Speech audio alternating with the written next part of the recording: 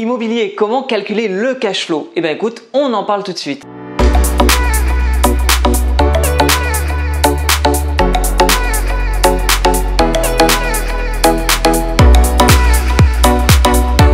Moi c'est Nico du blog Oser Investir, j'investis dans la colocation à distance et sans CDI. N'hésite pas, hein, tu peux t'abonner à ma chaîne YouTube, tu as une petite cloche, tu l'actives et tu seras au courant de toutes mes prochaines vidéos.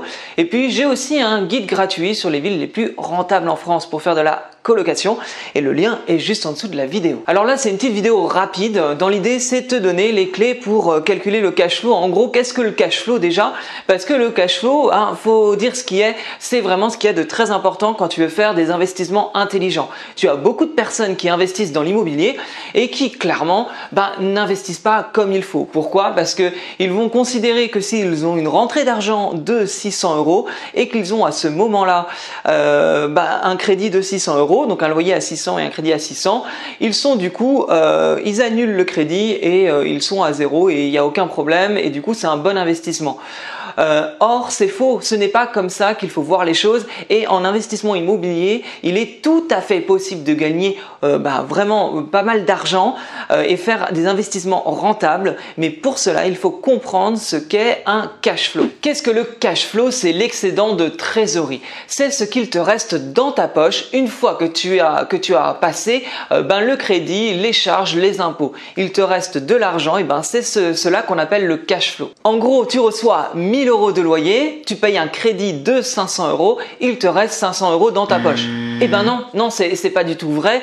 Ça c'est ce qu'on pourrait appeler, alors j'aime pas du tout ce mot et on va pas l'utiliser, mais c'est ce qu'on pourrait peut-être appeler un cash flow brut, mais ça n'existe pas. Un cash flow c'est forcément net, c'est forcément ce que tu as directement dans ta poche. Mais ce que je veux dire par là, c'est que si tu as 1000 € de loyer et 500 € de crédit à rembourser, c'est pas vrai parce que finalement tu as plein d'autres charges qui vont devoir s'ajouter à ce crédit. Donc les 500 € ce n'est pas ce qu'il va te rester net dans ta poche. Le cash flow c'est le loyer moins tous les frais. Mais alors quels sont ces frais? En gros, ce sont les frais qui permettent de mettre ton bien en location. On a par exemple l'assurance, la taxe foncière, les charges de copropriété et puis tout ce qui concerne l'entretien du bien, la gestion locative, les impôts. Bref, il y a tout un tas de charges comme ça qui vont s'ajouter finalement à ton bien. Le cash flow, c'est ce qu'il te reste dans ta poche après avoir payé ta mensualité de crédit et ce type de frais. Et je peux te donner un exemple avec l'une de mes colocations.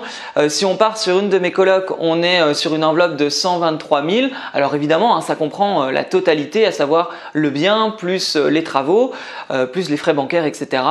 Je rembourse à la banque 520 € par mois. Mais dans cette coloc, j'ai 4 chambres que je loue à 390 € par chambre, ce qui me rapporte un loyer total de 1560 €. Alors 1560 € de loyer moins les 520 € de crédit, on a un résultat de 1040 €. Est-ce que j'ai 1040 € dans ma poche? Eh ben non, parce que justement il y a ces frais-là, les frais dont je t'ai parlé, qui s'ajoutent. Surtout que je fais des colocations haut de gamme où tout est compris, à savoir également l'électricité, la télévision, Internet. Donc ce sont des frais qui s'additionnent aux frais dont je t'ai parlé juste avant.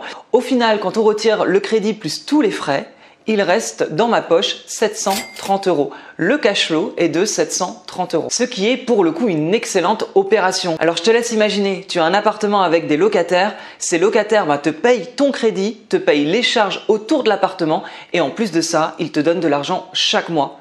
C'est pas fantastique? Avant d'acheter un appartement, je fais les calculs et c'est primordial pour moi d'avoir un cash flow positif. Un cash flow positif pour gagner de l'argent tous les mois et en plus me faire financer plus facilement par la banque pour mes prochains biens qui aura vu que je sais bien faire une opération immobilière. Si je n'ai pas de cash flow positif sur un achat, je n'y vais pas. Il faut à ce moment-là trouver une meilleure affaire ou tout simplement mieux négocier le prix de façon à faire remonter une positivité dans ton cash flow et dans ta rentabilité. Voilà, j'espère t'avoir éclairé du coup sur le calcul du cash flow. Si c'est le cas et si cette vidéo t'a plu, n'hésite pas à me laisser un petit pouce bleu et tu peux toujours t'abonner à ma chaîne YouTube et je te dis à très bientôt pour une prochaine vidéo. Salut!